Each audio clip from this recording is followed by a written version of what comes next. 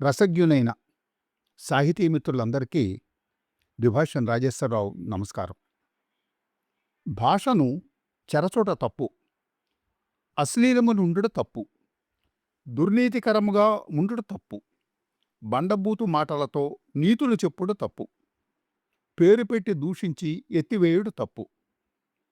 గ్రంథమునందు ఇటువంటి తప్పులు గాని మిగతావి తప్పులు కావు. విషయ వైసజ్యము కొంతవరకు ఉండిన చాలు. లోహములన్నయూ స్వర్ణమయములు కాకపోయినను పనికిమాలినవి ఏవియూ లేవు.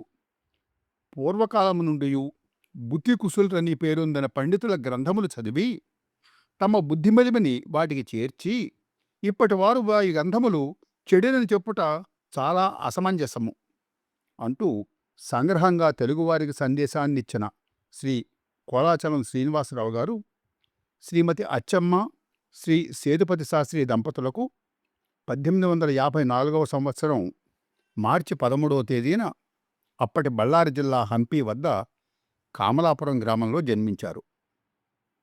వీరు మల్లినాథ సూరి వంశీయులు.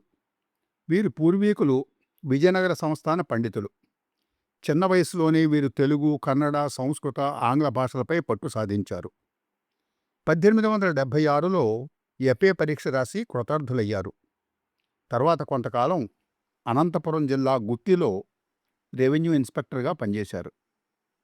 మరికొంతకాలం అనంతపురం మండలం డిప్యూటీ కలెక్టర్ గారి దగ్గర దివాన్గా ఉద్యోగం చేశారు. 1888లో జాతీయ ఉద్యమ పిలుపును అందుకుని చేస్తున్న ఉద్యోగం మానేసి 2వ తరగతి ప్లేడరీ పరీక్షలో ఉత్తీర్ణులై బళ్ళారిలో న్యాయవాద వృత్తిని చేపట్టారు.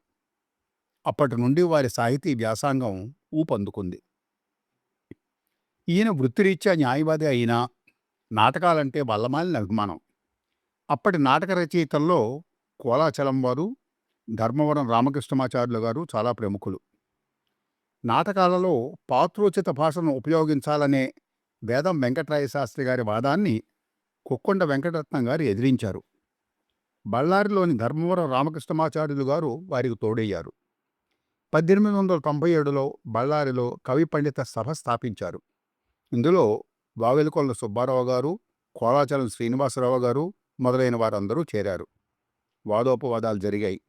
నిజానికి అప్పటికే కోలాచలం శ్రీనివాసరావు గారు 1892 నుంచే నాటకాలు రచించి ఆడిస్తున్నారు. బళ్ళారిలో ధర్మవరం వారి సరస వినోదిని సభకు పోటీగా సుమనోరమా సభను కోలాచలం వారు స్థాపించి తమ నాటకాలు ఆడించడం ప్రారంభించారు.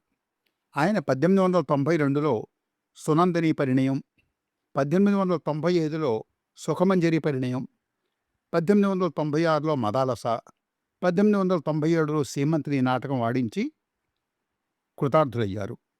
కోలాచలం శ్రీనివాసరావు గారి ఈ నాటకాలు పత్రికల్లో ప్రచురించబడి విద్యార్థుల దృష్టిలో పడి వాదోపవాదాలు గురయ్యాయి. కోలాచలం వారు గ్రాంధికవాదులు. జాతీయోద్యమంలోనూ సంఘ సంస్కరణలోనూ అభినివేశం ఉన్నవారు. ప్రపంచ నాటక చరిత్రను అధ్యయనం చేసి దాని మీద ఇంగ్లీష్లో ఒక గ్రంథం రచించారు. ఆయన 1907లో ప్రకటించిన రామరాజ చరిత్ర అన్న నాటకంలో చారిత్రక ఇతివృత్తం చేపట్టారు. అదే సంవత్సరంలో ప్రచురించిన సుల్తాన్ చాంద్బీ కూడా ఆ కోవనాటకమే. కోలాచలం శ్రీనివాసరావు గారు రచించిన నాటకాలలో ఈ రెండు ఎక్కువ ప్రసిద్ధమయ్యాయి. వీరికి ఆంధ్ర చారిత్రక నాటక పితామహ అనే బిరుదులు తెచ్చిపెట్టాయి. మిగతావన్నీ పౌరాణికాలు, కల్పిత గాథలే. కోలాచలం వారు కూడా ధర్మవరం వారిలాగా పాటలు, పద్యాలు ప్రోత్సహించిన వారే. 1917లో కడపలో జరిగిన ఆంధ్ర సాహిత్య పరిషత్తు సభకు శ్రీనివాసరావు గారు అధ్యక్షత వహించారు. మండపాక పార్వతీశ్వర శాస్త్రి లాంటి వారు వీరి కవిత్వాన్ని ప్రశంసించారు.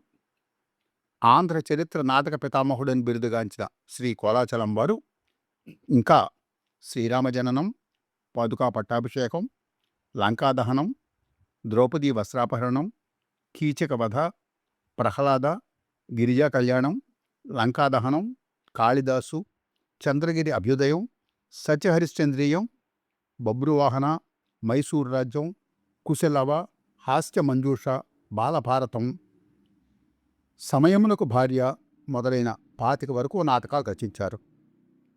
కన్నడ భాషలో ఆచారమ్మ కథే అనే గ్రంథం రచించారు. అంతేకాదు భగవద్గీతపై విపులమైన వ్యాఖ్యానం కూడా రాశారు. ఆయన రచించిన శిలాదిత్య అనే నాటకం వీరి మరణానంతరం 1924లో ప్రచురితమై వెలుగు చూసింది. కోలాచలం శ్రీనివాసరావు గారు వ్యవహారిక భాష ఉద్యమానికి వ్యతిరేకులు. నాటకాలను విషాదాంతం చేయడం ఈయనకు ఇష్టం ఉండేది కాదు. చారిత్రక రచనలు, సంఘానికి సంబంధించిన రచనలు సమాజానికి అత్యావశ్యకములని ఆయన అభిప్రాయం. శ్రీనివాసరావు గారు నెమ్మది స్వభావులు. పండితులను సత్కరించారు, కవులను సన్మానించారు, పేదవారిని పోషించారు.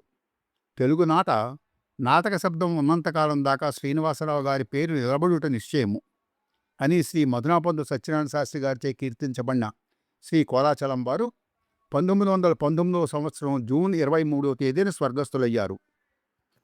ఇవాళ వారి జయంతి సందర్భంగా వారికి మన తెలుగువారందరం నీరాజనాలు అర్పిద్దాం.